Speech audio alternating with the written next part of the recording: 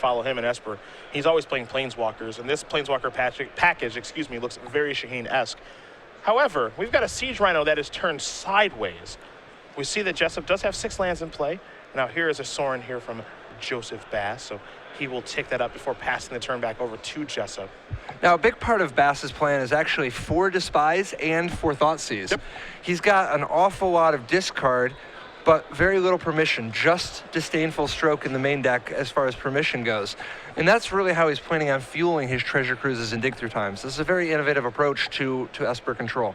He sits at 7-2, as does Danny Jessup. Jessup did win our Baltimore Standard Open to kick off season number 3 over the summer. Now he's trying to figure out what he should do with the Siege Rhino here. You see his hand, he's got a Sorin, he's got a Hero's Downfall on a land. So he has the ability to play actually both those spells in one turn if he does play his land here. Now he's just trying to figure out, do I attack this with the Siege Rhino? If I do, where's it gonna go? Do I take down Sorin? Do I play Sorin first and pump it? The nice thing about playing Sorin first is that it lets the Rhino kill Sorin in one hit. Yep. But it's also a 2-turn clock at this point as well, since he's at 10, so he can just make into a 5-power creature and go that way.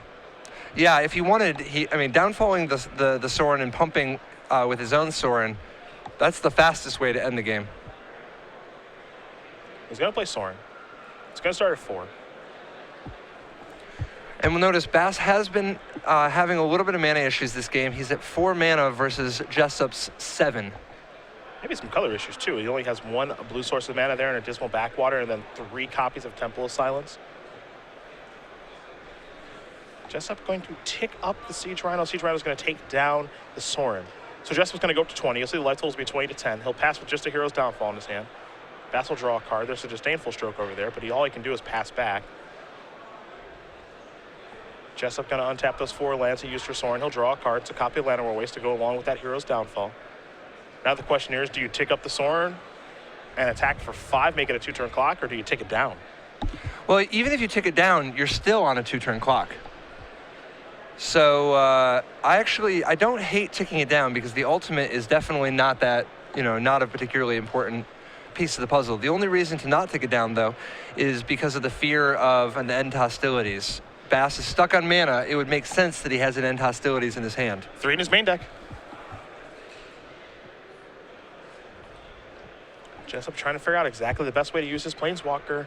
I think the real compelling reason to go down, though, is if Bass has access to a Hero's Downfall,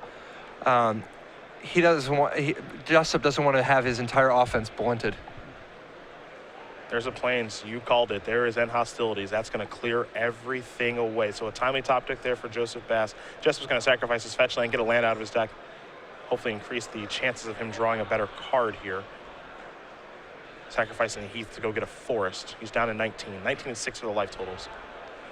But he still does have a Planeswalker on the board there in Sorin. Yeah, and he's got enough loyalty that Sorin can make a Vampire and then start plussing, So he's not in too bad a shape. He's only down a little bit of loyalty. Take a draw.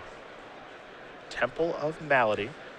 It's interesting because you think about it, if he would have just ticked up Sorin and ignored the Sorin potentially, or ticked up Sorin and Hero's Downfall did, this game would be over. Yeah, I don't think you can afford to just completely ignore it because of the possibility of him making Vampires, but you could have Hero's Downfall there. Now a Prognostic Sphinx after a top-decked island. Oh, how things have trying changed. To claw his way back into this one.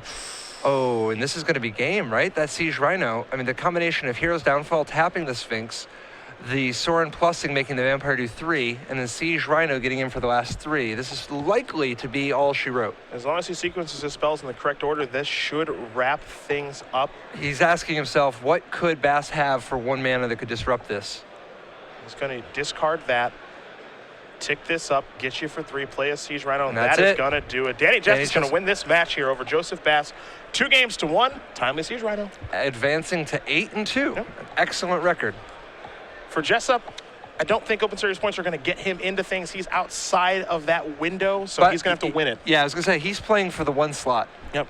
He'll have to win the tournament to qualify for our Players' Championship, which is certainly within the realm of possibility for him. He moves forward to 8-2 with Abzan mid-range. Joseph Bass moves down to 7-3 with his Esper control deck. So congratulations to Jessup, number 16 on our Open Series leaderboard. Last person to get 2 buys heading into this tournament.